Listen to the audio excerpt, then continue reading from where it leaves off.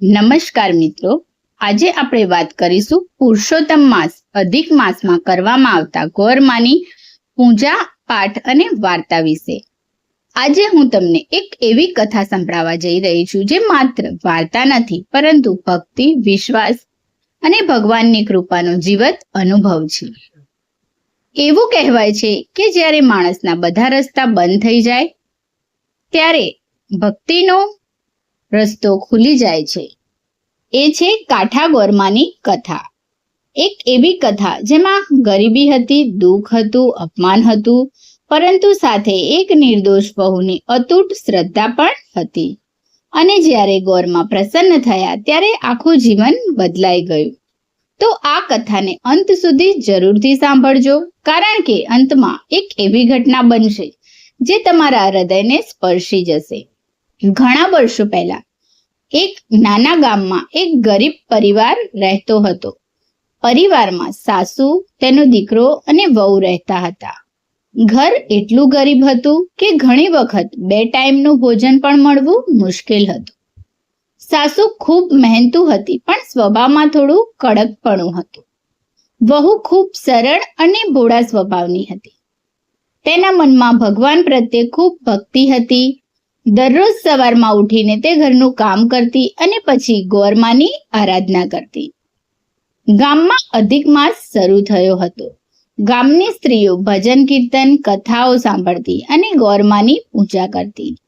વહુએ પોતાની સાસુને કહ્યું, માં, હું પણ અધિક માસમાં ગોરમાની કથા સાંભળવા જાઉં।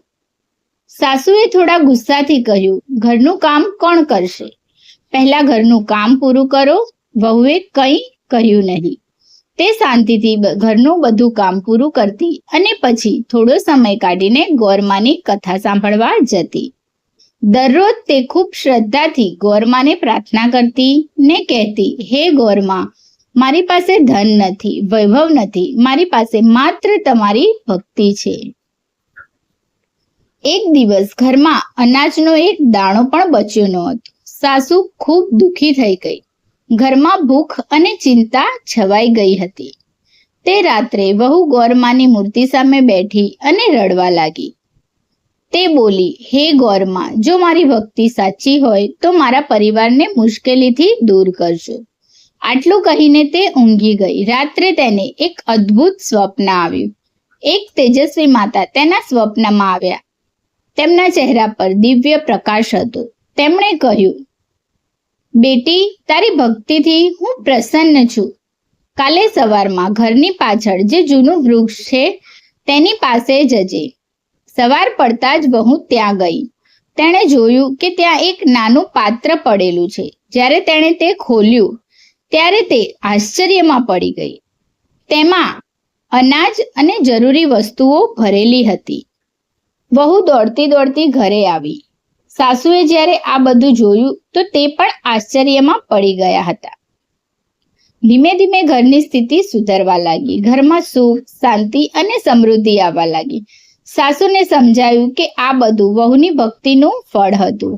એક દિવસ સાસુની આંખોમાં આંસુ આવી ગયા। તેણે વહુને હાથ પકડીને કહ્યું, બેટા, મેં તને ઘણીવાર રોકી, પરંતુ આજે સમજાયું કે સાચી ભક્તિ ક્યારેય વ્યર્થ નથી જતી। તો મિત્રો, આ કથા આપણને એક મોટો સંદેશ આપે છે। ભગવાન મોટો દેખાવ, ધન દોલત કે વૈભવની જરૂર નથી। ભગવાનને જોઈએ છે તો માત્ર ને માત્ર સાચું મન, નિઃસ્વાર્થ ભક્તિ। જ્યારે ભક્તિ સાચી હોય ત્યારે ગોરમા પણ ભક્તના જીવનમાં પ્રકાશ લાવે છે।